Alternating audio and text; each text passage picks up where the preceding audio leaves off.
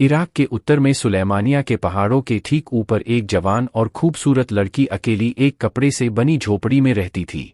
लड़की काफी अरसे से तन्हा थी और उसके पास कोई आया नहीं था। एक शाम जब लड़की पहाड़ की एक ऊंची चोटी पर बैठी थी, उसे नीचे से किसी के आने की आहट सुनाई दी। जैसे ही वह उठी और नीचे झांका, उसने एक बूढ़े व्यक्ति को ऊपर आते हुए देखा।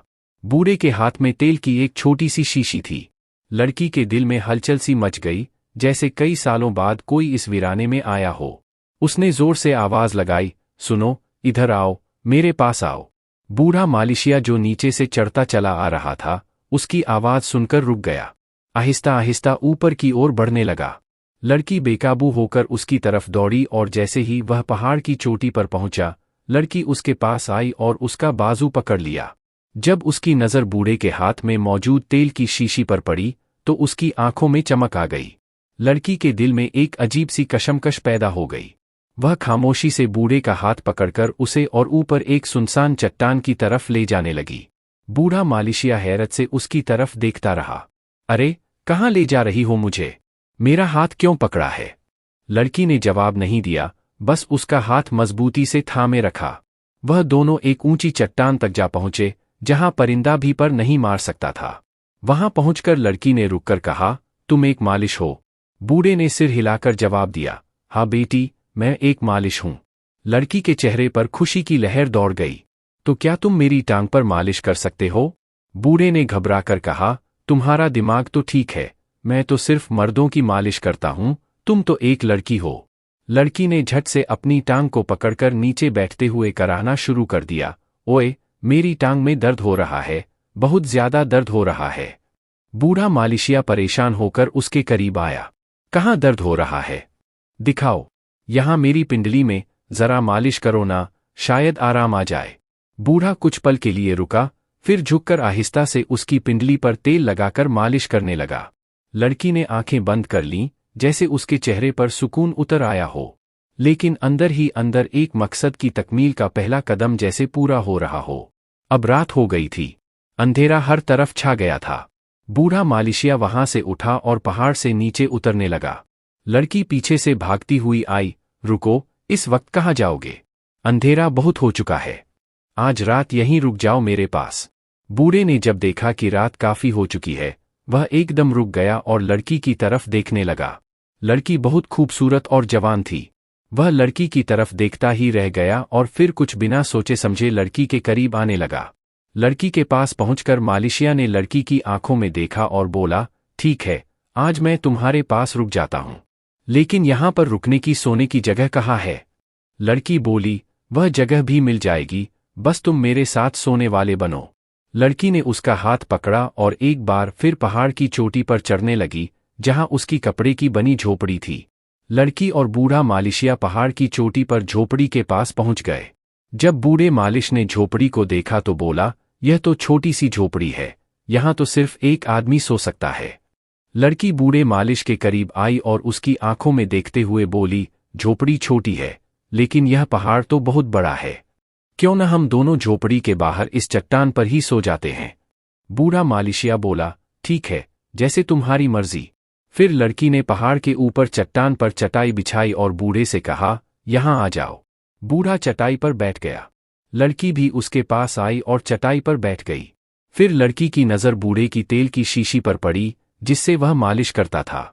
लड़की ने बूढ़े की तरफ देखा और तेल की शीशी की तरफ इशारा करते हुए बोली, मालिश करने के कितने पैसे लेते हो? बूढ़ा बोला, जो जितना देता है, ले लेता हूं। लड़की ने कहा, मुझसे कितने लोगे? बूढ़ा मालिशिया कुछ न बोला और खामोश रहा। फिर लड़की धीमी आवाज में बूढ़े की तरफ देखते हुए बोली, तुम कहाँ की मालिश करते हो? बूढ़ा बोला, जहां की जो चाहे कर देता हूं। लड़की के चेहरे पर थोड़ी सी मुस्कान आई और फिर वह उठी, भागती हुई झोपड़ी के अंदर गई और कुछ लकड़ियां लाकर उसने आग जलाई। फिर 2 अंडे उबालकर बूढ़े मालिशिया के सामने पेश किए। जब बूढ़े मालिश ने अंडे देखे तो बोला, इसकी क्या जरूरत थी? लड़की बोली, यहां बहुत ठंड है, तुम ये अंडे खा लो तो बहुत जरूरत है, ये तुम्हारे बहुत काम आएंगे। बूढ़ा मालिशिया सवाल भरी निगाहों से लड़की की तरफ देखता रहा, लेकिन कुछ बोल न पाया। उसने एक अंडा खा लिया। फिर उसने लड़की से पूछा, क्या तुम कुछ नहीं खाओगी? लड़की बोली, मुझे ठंड नहीं लगती। ये तुम्हारे लिए है। तुम्हें इसकी जरूरत है, मुझे नहीं। बूढ़े व्यक्ति को समझ नहीं आया कि लड़की क्या कहना चाहती है। उसने दूसरा अंडा भी खा लिया। अब रात काफी गहरी हो चुकी थी और बूढ़ा व्यक्ति वही चटाई पर लेट गया। लड़की भी वही एक दूसरी चटाई पर लेट गई और दोनों सो गए।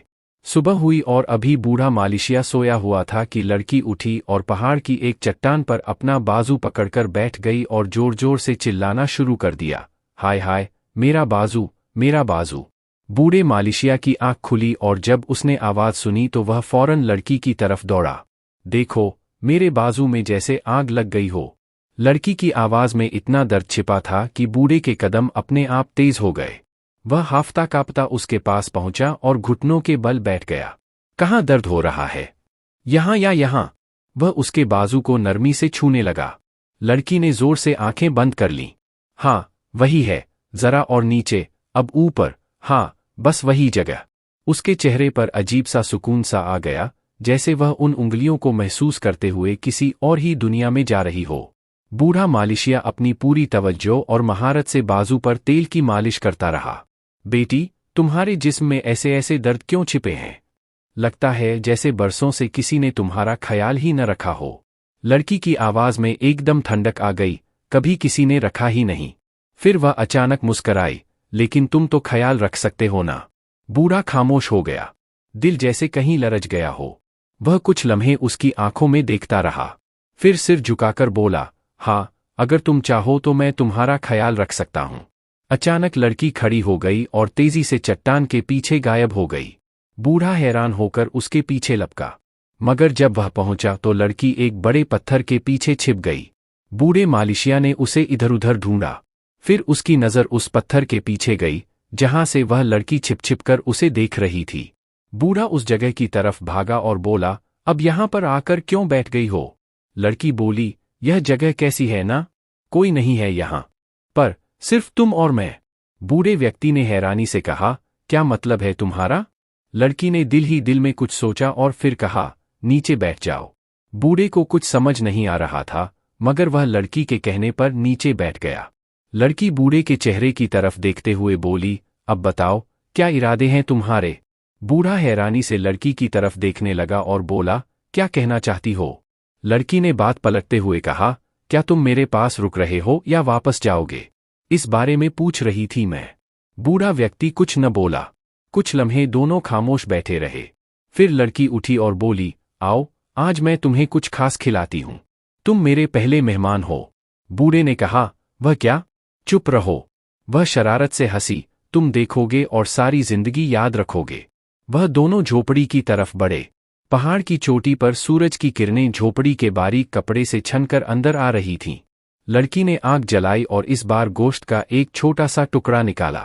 बूढ़े ने हैरत से पूछा, यह कहाँ से आया? लड़की ने पलटकर कहा, तुम्हारे आने से पहले भी यहाँ कोई आया था।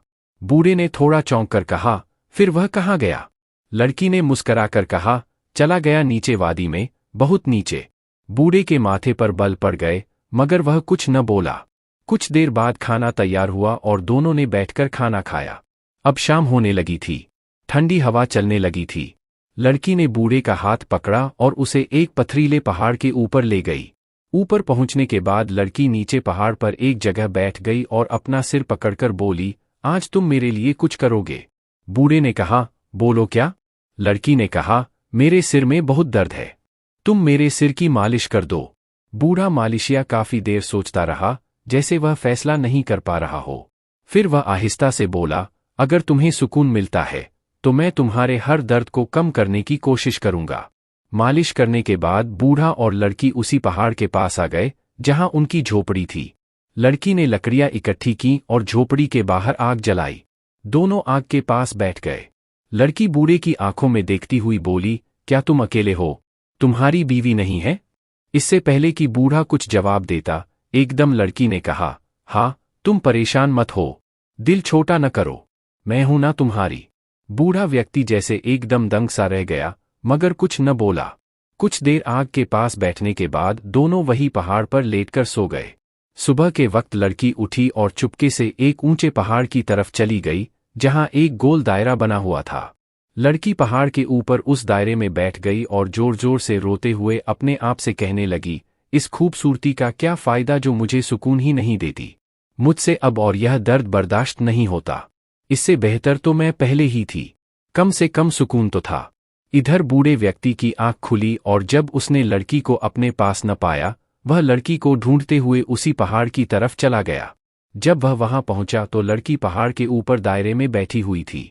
बूढ़ा चुपके से उसके पास गया। लड़की को सख्त दर्द हो रहा था। बूढ़े ने फौरन पूछा, क्या हुआ तुम्हें? क्या हुआ? तुम यहां क्यों आकर बैठी हो? लड़की जल्दी से खामोश हो गई और कहा, कुछ नहीं हुआ। यहां मैं वैसे ही आई थी। मेरे पाँव में थोड़ा दर्द है, बस। बूढ़े व्यक्ति ने पाँव को थोड़ा सा दबाया और लड़की को लेकर झोपड़ी के अंदर आ गया। झोपड़ी के अंदर पहुंचकर बूढ़े ने पूछा, क्या है यह सब? तुम्हें हर रोज दर्द क्यों होता है? और उस पहाड़ पर क्यों गई थी? लड़की बोली, यह मेरी सजा है और यह सब कुछ मैं तुम्हारे लिए कर रही हूं। बूढ़ा लड़की की तरफ हैरानी से देखते हुए बोला, मेरे लिए? कैसे? लड़की की आंखों में कोई राज था, मगर वह कुछ बोले बिना झोपड़ी से बाहर निकल आई। दोपहर हो चुकी थी। लड़की ने कुछ खाना पकाया और दोनों ने मिलकर खाया। दोपहर का खाना खत्म हो चुका था। झोपड़ी के बाहर खामोशी छाई हुई थी। बूढ़े ने कहा, कुछ ज्यादा तो नहीं खा लिया तुमने? लड़की ने जवाब दिया, तुम्हारे साथ बैठना अच्छा लगता है, शायद इसलिए। बूढ़े ने कहा, तुम अजीब हो। एक दिन भूखी नजर आती हो, दूसरे दिन गोश्त पका लाती हो। लड़की ने मुस्कराकर कहा, कभी कभी भूख पेट में नहीं, दिल में लगती है। बूढ़े ने चौंक कर कहा, ये तुम्हारे जुमले मुझे उलझा देते हैं। तुम कहना क्या चाहती हो? लड़की ने नरमी से जवाब दिया, अभी कुछ नहीं। बस एक बात बताओ, आज रात भी मेरे साथ यहीं रुकोगे ना? बूढ़े ने आंख भरकर कहा, रोज यही पूछती हो, फिर भी रुक जाता हूं। तुम रोकती हो, मैं रुकता हूं। लड़की ने सिर झुकाकर कहा, अभी मत जाओ। मत जाओ तो बेहतर है। बूढ़े ने कुछ लम्हे खामोश रहकर पूछा, अगर मैं चला गया तो क्या होगा? लड़की ने आहिस्ता से कहा, तो वह दर्द लौट आएगा। बूढ़े ने चौंक कर कहा, आज फिर कहाँ दर्द है? लड़की ने जवाब दिया, दिल में। बूढ़े ने थोड़ी देर चुप रहकर कहा, उसकी तो मेरे पास दवा नहीं है। लड़की ने शरारत से कहा, तुम्हारे हाथों में शिफा है। तुम्हें क्या पता? बूढ़े ने हंसते हुए कहा, तुम मुझसे खेल रही हो। लड़की ने संजीदगी से कहा, अगर खेलती तो तुम हार चुके होते। बूढ़ा खामोश हो गया। लड़की ने आहिस्ता से कहा, चलो एक जगह ले चलती हूं, तुम्हें जो तुमने अभी तक नहीं देखी। बूढ़े ने पूछा, कहाँ? लड़की बोली, पहाड़ की दूसरी तरफ एक गुफा है, छोटी सी। दोनों पहाड़ के दूसरे हिस्से पर गए। बूढ़े ने गुफा में झांकते हुए बोला, यहां तो अंधेरा है। लड़की ने धीमे लहजे में कहा, इसलिए पसंद है। मुझे कोई चेहरा नहीं, कोई आईना नहीं। बूढ़े ने हैरत से पूछा, यह गुफा तुम्हारे लिए है? लड़की ने जवाब दिया, नहीं, मेरे माजी के लिए है। बूढ़ा बोला, तुम्हारे अंदर बहुत कुछ छिपा है। लड़की ने आहिस्ता से कहा, और तुम्हारे अंदर बहुत कुछ भूला हुआ है। बूढ़े ने सिर हिलाकर कहा, मेरी उम्र अब यादें रखने की नहीं रही। लड़की ने थोड़ा झुककर सिर उसके कंधे पर रखते हुए कहा, यादें उम्र से नहीं, दिल से चिपटती हैं। बूढ़ा बोला, तुम मुझे बदल रही हो। लड़की बोली, नहीं, तुम्हें वापस ला रही हूं। सुबह के वक्त लड़की आहिस्ता से उठकर बाहर निकल आई और पहाड़ की उस ऊंचाई पर जाकर बैठ गई जहां गोल दायरा बना था। वहां वह रोज जाती थी। बिना कुछ कहे घंटों बैठी रहती। बूढ़े ने नींद से आंख खोली। बिस्तर के किनारे हाथ फेरा, मगर लड़की वहां नहीं थी। फिर निकल गई। बूढ़े ने झट से कहा और बाहर निकल आया। वह पहाड़ी दायरे की तरफ बढ़ा और उसके करीब जाकर रुक गया। रोज सुबह यहां बैठने की क्या वजह है? बूढ़े ने गर्दन झुकाकर पूछा। यह जगह खामोश है और खामोशी के बीच अपनी आवाज सुनाई देती है। लड़की ने नरमी से जवाब दिया, आज मेरे बाएं कंधे में अजीब सा दर्द है। जरा देख लो, कल कमर में था, आज कंधा। तुम्हारे दर्द का सफर खत्म कब होगा? बूढ़े ने मुस्कराकर कहा। बूढ़े ने आहिस्ता से हाथ उसके कंधे पर रखा और मालिश करने लगा। यहां, थोड़ा नीचे। यह जगह तो बिल्कुल ठंडी है। यहां दर्द कैसा? बूढ़े ने चौंक कर पूछा। कुछ दर्द जिस्म में नहीं होते, रूह में उतरते हैं। बूढ़ा खामोश रहा, सिर्फ हाथ चलाता रहा। लड़की ने आंखें बंद कर लीं। जब तुम छूते हो तो जैसे सब कुछ थम जाता है। मैं सिर्फ तेल लगाता हूं। इतना असर तुम पर क्यों होता है? बूढ़े ने हैरानी से पूछा। शायद तुम्हें पता नहीं, तुम मेरे लिए क्या हो? लड़की बोली और फौरन खामोश हो गई। बूढ़े ने कुछ कहना चाहा, मगर जबान बंद रही।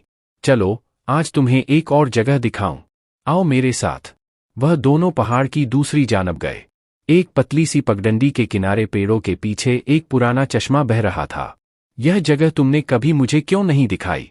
बूढ़े ने हैरत से पूछा। क्योंकि यह जगह सिर्फ उन लोगों के लिए है जो अंदर बहने का हौसला रखते हो। आज तुम बदले बदले लग रहे हो। लड़की ने रुख मोड़कर कहा, और तुम हर दिन नई लगती हो। मैं रोज नई बनने की कोशिश करती हूं, पर अंदर वही रहती हूं जो कभी थी। और वह कौन थी? बूढ़े ने आहिस्ता से पूछा। वह जिसे खुद से नफरत हो गई थी। लड़की ने नजरें चुराकर कहा। बूढ़े ने उसके चेहरे की तरफ देखा। कुछ लम्हे खामोशी में गुजर गए। तुम यह सब बर्दाश्त कैसे करती हो? बर्दाश्त नहीं, शायद इंतजार है। बूढ़ा आहिस्ता से बोला। किस बात का इंतजार? तुम्हारी खामोशी के टूटने का। लड़की ने पलकें झपकीं, जैसे आंखों में नमी थी। अगले रोज लड़की एक बार फिर दबे पांव उठी और उसी पहाड़ की चोटी पर उस गोल घेरे में जाकर बैठ गई। अब वह गिड़गिड़ाकर माफी मांगने लगी। मैं अपने गुनाहों से तौबा करती हूँ। मैं अपनी गलती कबूल करती हूँ। बस मुझे मेरा सुकून वापस मिल जाए। यह हुस्न, यह जवानी मुझे नहीं चाहिए। इतने में वह बूढ़ा व्यक्ति भी वहां पहुंच जाता है और वह लड़की की सारी बातें सुन लेता है। बूढ़ा कुछ देर सोचता रहा, फिर बोला, तुम्हारी आंखों में वह कुछ है जो मैंने बरसों पहले किसी और में देखा था। लड़की चौंक कर उसकी तरफ देखती है। किसमें? एक औरत थी, खूबसूरत, जिद्दी, लेकिन दिल की बहुत नरम। वह भी ऐसे ही देखती थी। लड़की ने नजरें चुराने की कोशिश की, मगर बूढ़े की निगाहों से बच न सकी। बूढ़े ने एक गहरी सांस ली, आसमान की तरफ देखा और कहा, मुझे मालूम है तुम कुछ छिपा रही हो, पर मैं इंतजार कर सकता हूं जब तक तुम खुद सब कहने को तैयार न हो। उसी लम्हे दूर आसमान पर बिजली चमकी। लड़की कांप गई। बारिश की बूंदें उसके चेहरे पर गिरती रहीं। लड़की बोली, हाँ, तुम किसी और औरत का बता रहे थे। बूढ़ा पल भर खामोश रहा, फिर बड़बड़ाया, हाँ, एक औरत थी। वह गई और मैं बरसों उसके लौट आने का इंतजार करता रहा। लड़की की आंखें भर आईं।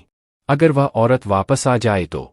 बूढ़ा धीमे से बोला, मैं उससे कुछ न पूछूंगा, बस यही चाहूंगा कि वह मेरे साथ खुशी से रहे। लड़की ने कांपते होठों से कहा, अगर वह औरत मैं हूं? बूढ़ा चौंक गया। उसकी सांस जैसे रुक सी गई।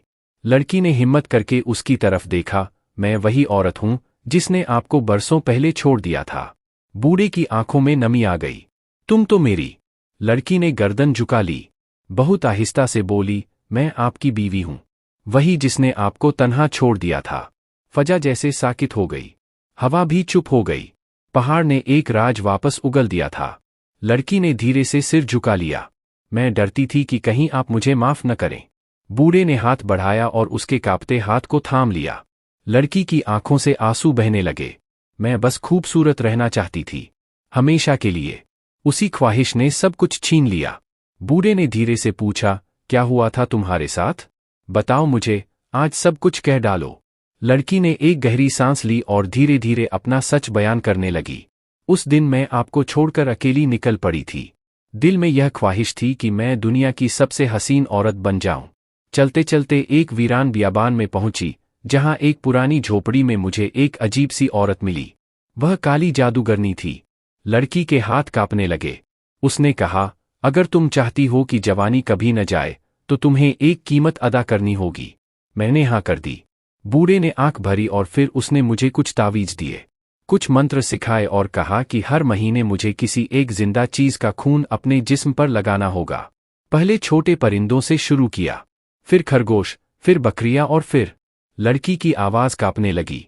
फिर मेरे जिस्म में अजीब से दर्द उठने लगे, जैसे अंदर कुछ सड़ रहा हो। कभी कमर में टीस, कभी हाथों में जलन, कभी दिल जैसे धड़कना ही भूल जाए। फिर मैं एक आमिल बाबा के पास गई। उन्होंने सब सुनकर कहा, तुमने कुदरत से बगावत की है। अब माफी सिर्फ तौबा से मिलेगी। तुम्हें तन्हा पहाड़ पर जाकर रहना होगा, अपने गुनाहों की तौबा करनी होगी। और उन्होंने कहा, जिसे तुमने छोड़ा उसे वापस लाओ।